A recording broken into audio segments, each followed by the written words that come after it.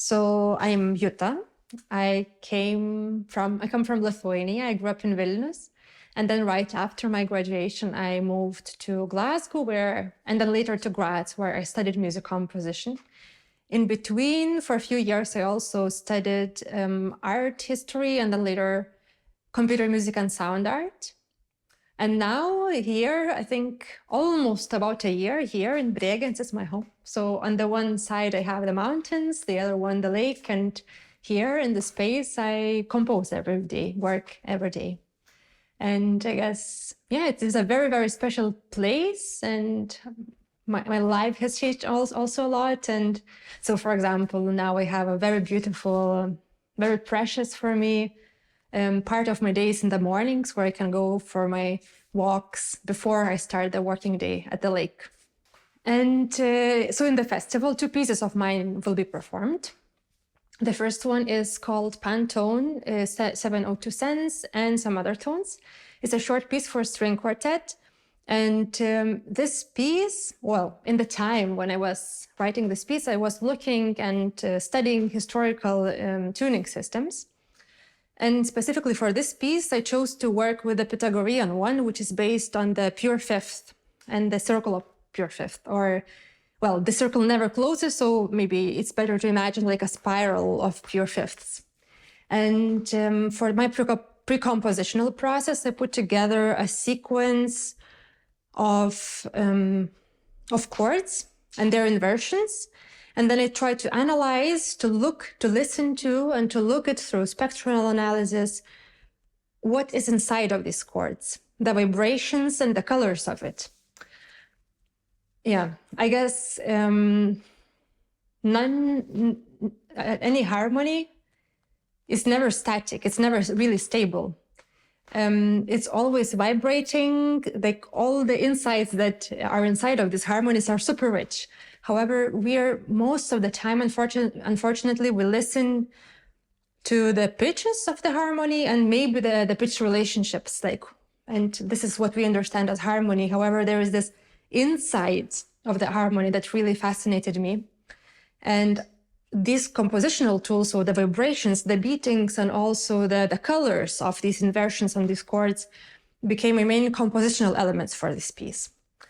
So to imagine it a bit better how it sounds, most of sections of the piece is composed in a choral-like texture. So you can really follow the gesture, follow the line, and then it dissolves and merges with each other. So these 2 polarities, one really column-like, stable, and this chaotic, almost intangible, transparent texture. So these 2 polarities were my main compositional sort of worlds, where I tried to find the balance between them and to play between them, and also the space in between.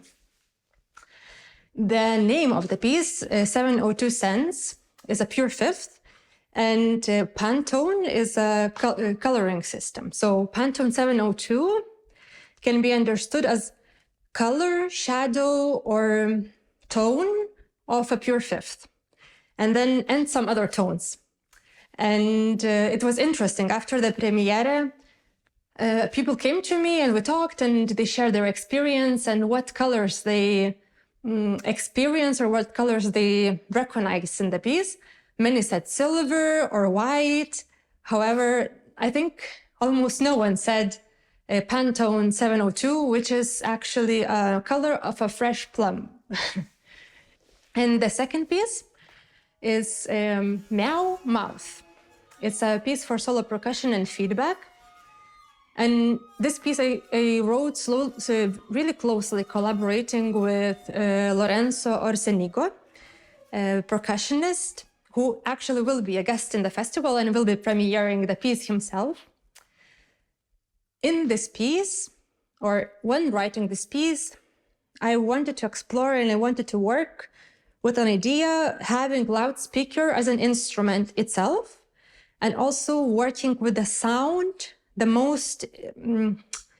the implicit sound in the object itself, being resonance or feedback when we talk about the whole system with the loudspeaker microphone. amplifier and the material itself through which it vibrates.